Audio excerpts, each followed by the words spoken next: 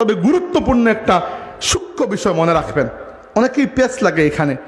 শবে বরাতের নিজস্ব কোনো আমল নেই, যা করবেন ওইটা নফল আমলের হিসাবে যাবে। শবে বরাতের আলাদা কোনো নামাজ নেই।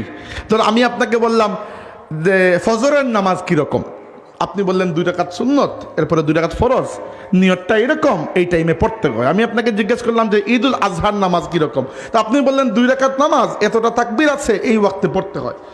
তো এই যে ঈদুল আজহার নিজস্ব একটা নামাজ আছে, শবে বরাতের এইরকম কিন্তু নিজস্ব কোনো নামাজ নেই। যারা বলেন এটা ভুল বলেন।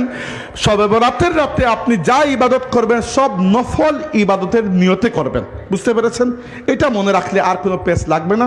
ওই দিন ফ্রান্সে এক মসজিদের মধ্যে 2 পার্টি, এটা নিয়ে বিরাট ঝগড়ার মধ্যে আমাকে ফোন দিয়ে দিচ্ছেন একজন। তো এইটা করবেন না। শবে বরাতের নামে নিজস্ব কোনো নামাজ নেই, ওটা নফল নামাজ। বিষয়টা কি হয় জানেন, আমি আপনাকে বলি, অনেক সময় কিতাবে আপনি লেখা দেখবেন শবে বরাতের নামাজ।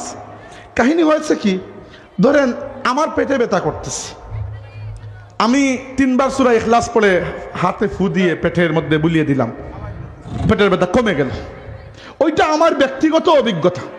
আমি আপনাকে বললাম যে তুমি ট্রাই করতে পারো, করলে করলেন, না করলে না, এটা আপনার ইচ্ছা। কিন্তু আমি যদি এটাকে শরীয়তের অন্তর্ভুক্ত মনে করি, যে আমি যা বললাম ওইটাই দিন, ওইটাই শরীয়ত, এই পাওয়ার আল্লাহ আপনাকে দেন নাই, ওই পাওয়ার একমাত্র নবীর রয়েছে। তিনি যা বলবেন ওইটা শরীয়ত হয়ে যাবে, আপনার কথা শরীয়ত হবে না। ওইটা হয়তো শবে বরাতের রাতে কেউ একজন 10 রাকাত একটা বিশেষ নামাজ পড়েছেন, ফায়দা পেয়েছেন, হয়তো আপনি পেয়েছেন, তার ক্ষেত্রে এটা যায়।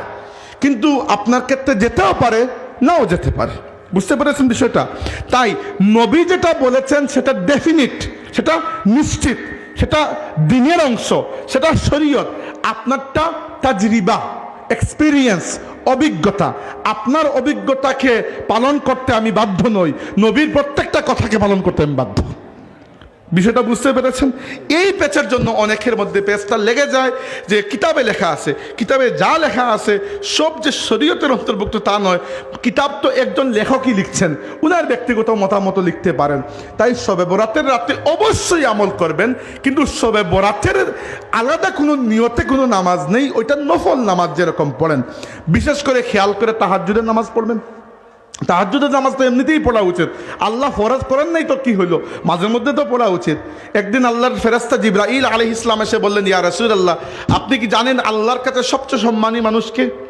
আল্লাহ নবী বললেন, আল্লাহ ভালো জানেন। তিনি বললেন, ইয়া রাসূলুল্লাহ, আমি দেখেছি আল্লাহর কাছে সবচেয়ে সম্মান তার যে ব্যক্তি রাতে উঠে একটু নামাজ আদায় করে।